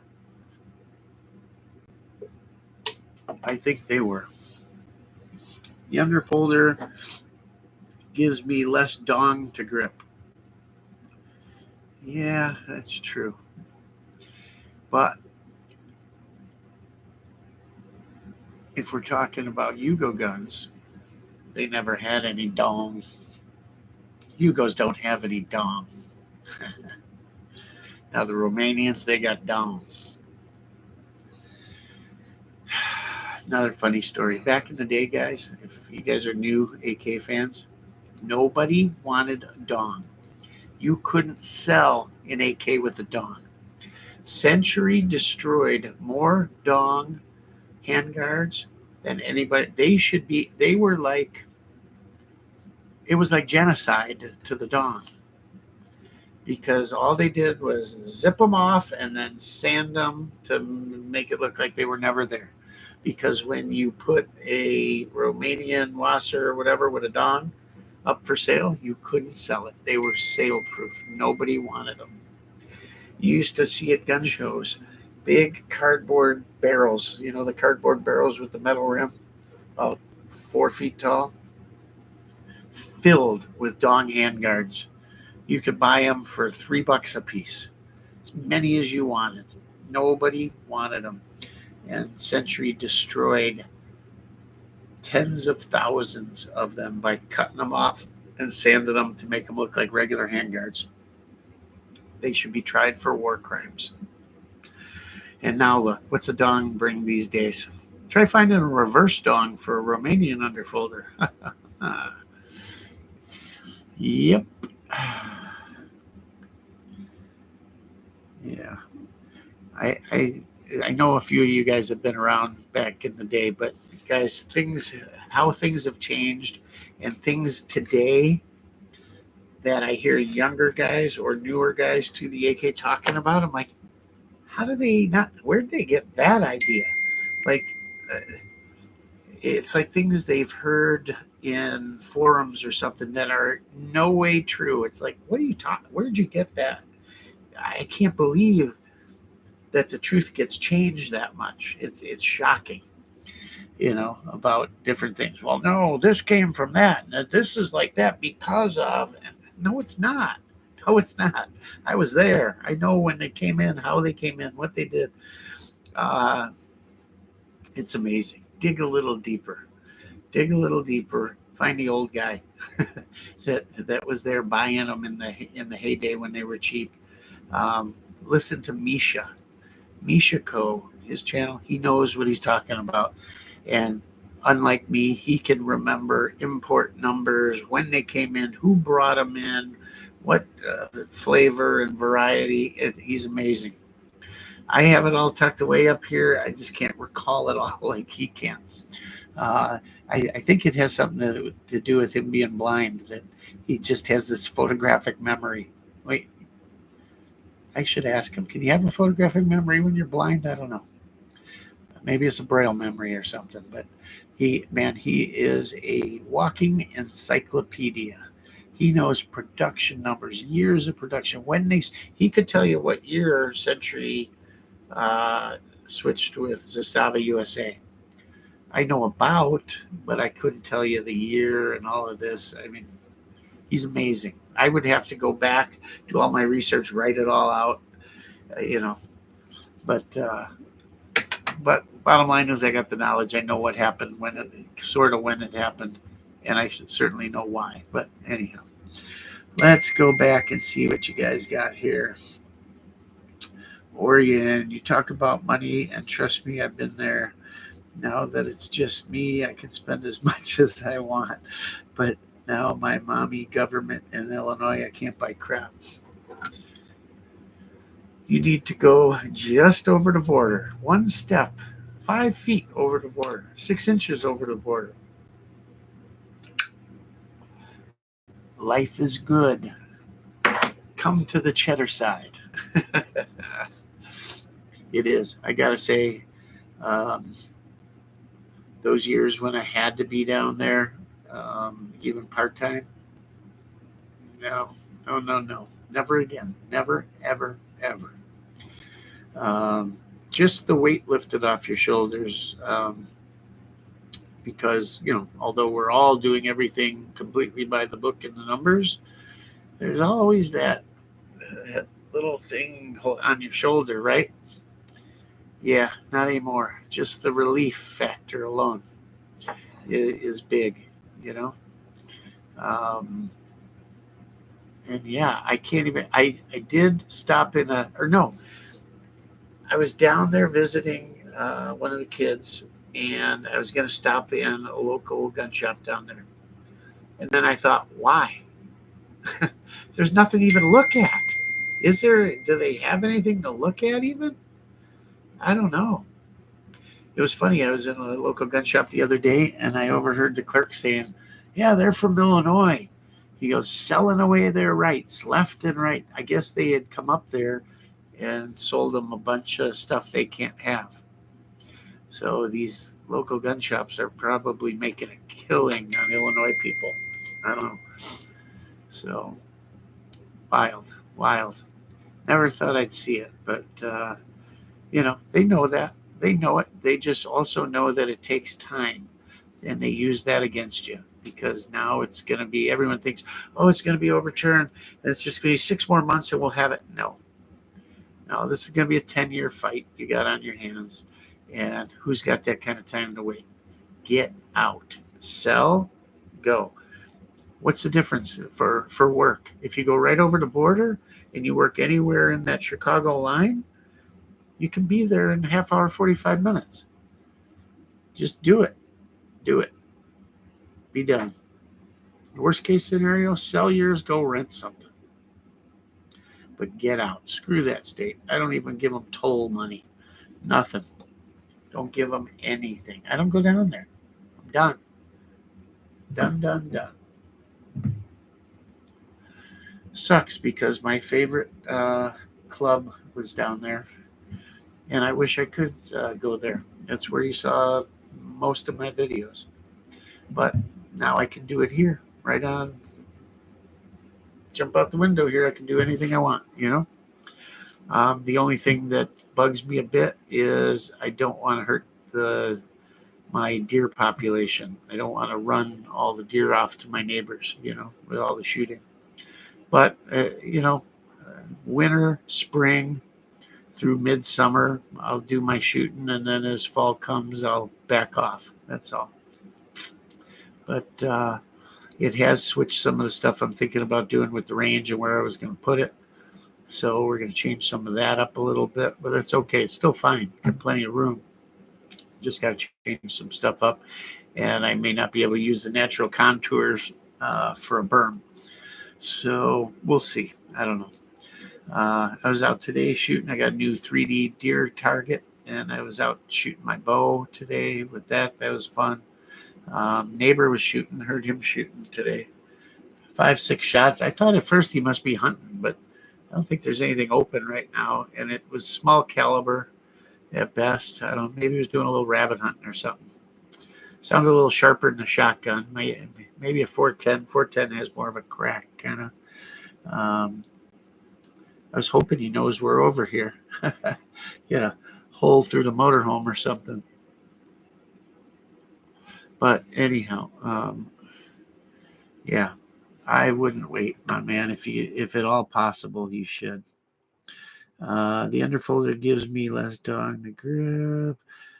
The 92. Greensicle, hope you do more of these lives. I do them every Tuesday night, 8 o'clock Central. We had taken a break for a couple months. We're in the middle of building a house where we're broadcasting from the motorhome. And with the holidays and all, I was just overwhelmed with stuff to do. So I took a little break there, but we're back. I can't say it'll be every week, but I'm really trying to. Because our viewership dropped tremendously. So we're getting the videos going again too.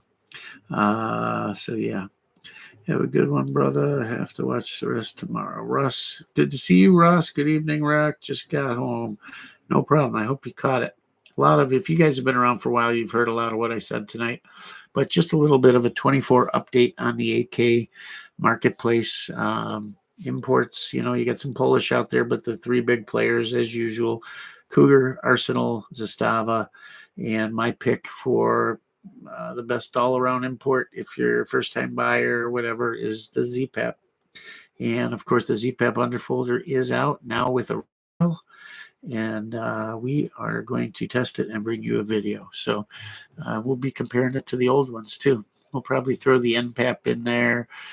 Probably throw the M70AB2 in there and show you some differences and what it's all about. You can still get Golden Tiger 7.62 ammo. I thought Russian ammo was no more. Got 500 more. Yeah, it's been sitting in a stockpile somewhere. They're like Arsenal. They found another pallet in a warehouse. I'm not as healthy as I was a while ago. Depend on my daughter to assist me. For me to move across the border would just put her out of range. That sucks.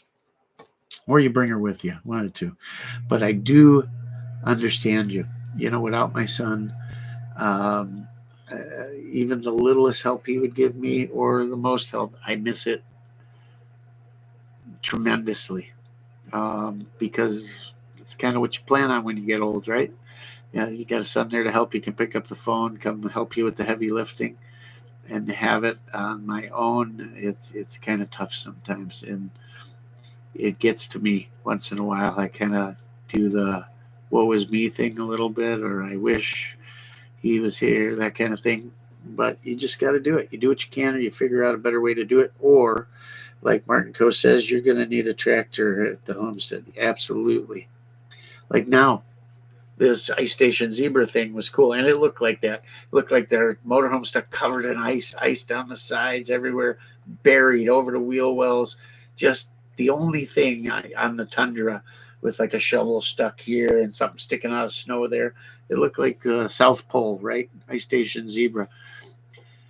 And I got snowed in 3 days in a row. Had to wait one day till almost 4 o'clock to get plowed out, and a plow can't do this road. You can't push that much snow that far or that long. So you push it, and then you need to scoop it out and off. So a tractor with a bucket or a bobcat is a must, and I think the tractor is the best all-around tool. So we're going to go to a tractor, but They are expensive. Even looking for used ones, it's hard. Used ones pass,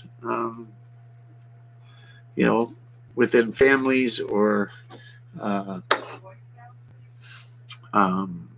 word of mouth. They're hard to find. They're still expensive. So I got to figure something out, but we are definitely going to need it. I mean, you throw a post hole digger on it, throw a brush hog on it, the bucket, a little backhoe, a blade for keeping the driveway nice. But now that all this snow is melting and it's getting warm, it's going to be worse than the snow and the cold, because now part that went around the motorhome to get to my turnaround is in the cornfield. It's mud underneath. All that snow came so fast it insulated it. You step on the snow, it goes through the mud, you sink in the mud, and then water comes up. Even with it being, when it was -10, it was doing that. It never froze. So it's this wobbly pool of mud under this snow and the little bit of ice layer that pushed in from driving on it. And it started melting like all get out today. The truck is having a hard time even on the snow over the rock. And my side-by-side, I damn near got stuck in that. So tomorrow with the warm weather, oh man, we moved the cars tonight because where my wife's was parked would have just sunk. By morning, with it being this warm, it would have sunk in the mud. She would have never got out.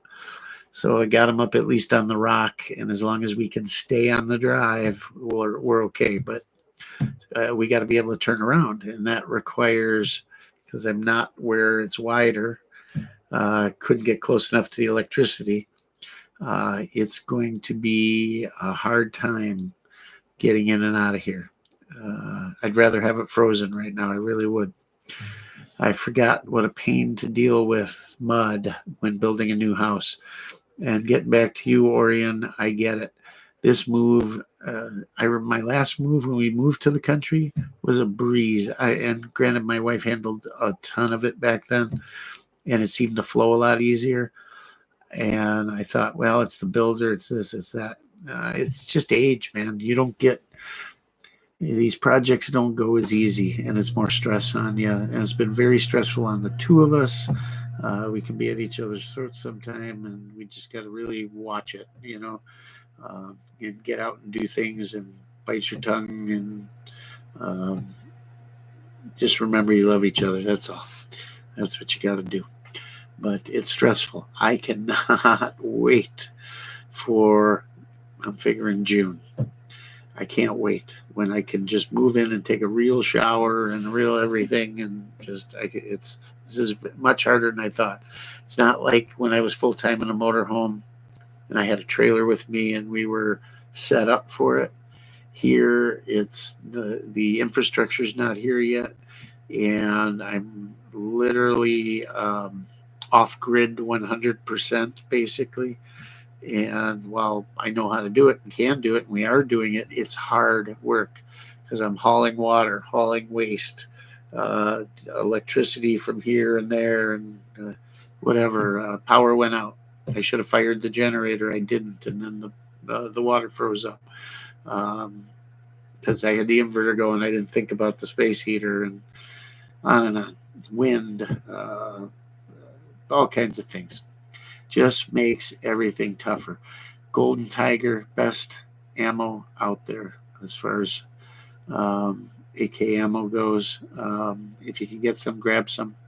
That'll probably be the last you see of it. I should grab some more. I really should, because I'm down 1,000. I gave to 2A EDU, and it'd be nice to get some, but it's hard to buy it now. I was buying Golden Tiger for $169 1,000, right? 169? Is that right? No. Yeah. $169 1,000. Not that long ago. 3-4 years ago. Crazy. Now what is it? I can't even imagine. Anyways, guys, nothing wrong with a Wasser, man, at $900. Certainly nothing wrong with a Z-PAP if you can afford a couple hundred extra. I think it's worth it. But if you want a true AKM pattern, go with the Wasser. If you want to step up and you're buying one, and I want a milled gun or a super nice stamped gun, go buy an Arsenal or a milled Arsenal. Great guns. Can't go wrong. All three of them. Polish, don't forget about them. There's some great stuff out there. Baril. A Baril's a nice gun. I still need one of these days. One of these days. We'll see. Maybe later this summer. But yeah. That is about it. Any other questions? Anything you want to ask about AKs, what you should buy, the market, how it's looking? I would buy all the 7.62 you can find because it is what it is. Yeah, Palmetto State's coming out with their steel case. I find that a lot of brass cased domestically made ammo here, I don't care what anybody says, AKs were made, engineered, and built to run steel case. Yes, Yugos did run brass, but you can have problems with brass ammo sometimes. Sometimes they run great. Other times it doesn't run as well as steel in an AK. That being said, hey, there'll be plenty of stuff around, but when you can buy Russian-made ammo, why not? And there's other great places around the world, too, it's coming from now. But, yeah, I would get it from a comblock country that's been running it forever in their AK rifles. Well, guys, it's 2 hours. I am going to say goodnight here pretty quick. Appreciate everything. Don't forget, super chat if you feel you got something out of this. Always helps the channel. And you will see that review coming pretty quick. Hit the like button. Yeah, please. Thank you, Orion, for that. Hit the like button and get us in that algorithm. We got the first check from YouTube in 3 months today. Oh, my God. And it's what we used to get in a week. Took 3 months to break $100. How's that sound? Anyhow, hope that helped some of you new guys out. Hope it gave you a little insight into the market.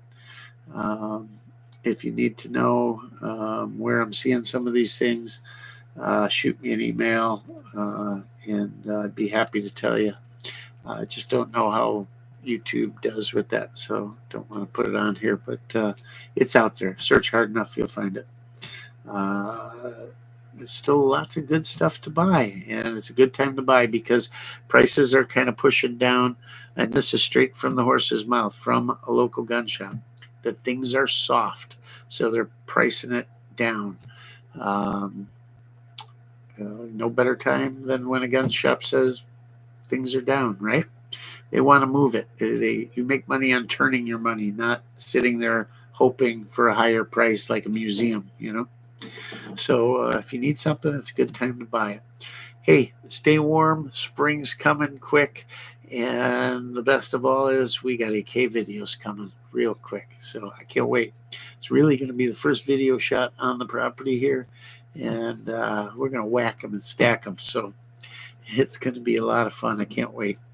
So you'll see us soon. And if not, you'll see us on our live stream next Tuesday, 8 o'clock Central. Koffee and Kalashnikovs. Make sure you like, make sure you subscribe if you haven't, and we'll go from there. We appreciate everyone coming in to see us or coming back to see us. We love y'all, and it's because of you guys that we do this. It's not so I can hear myself talk. I feel I feel bad when I can't get out there to you guys. And I really appreciate those that reached out to me and said, hey, are you still alive or is everything okay? I can't tell you how many emails I got. And it really makes me feel good that sometimes, in some cases, perfect strangers care enough to send that. I really appreciate it. So God bless you all. God bless the United States. And God bless our freedoms. Hang on to them every day. Do what you can for the Constitution. And remember, the Second Amendment is not there to tell us what to do. The Second Amendment is there to tell the government what they can't do. Keep that in mind. And tell everyone you know, anyone that you can, that will listen to you, because we need to keep up the fight. They're coming at us every day, every minute. So make sure you're on it.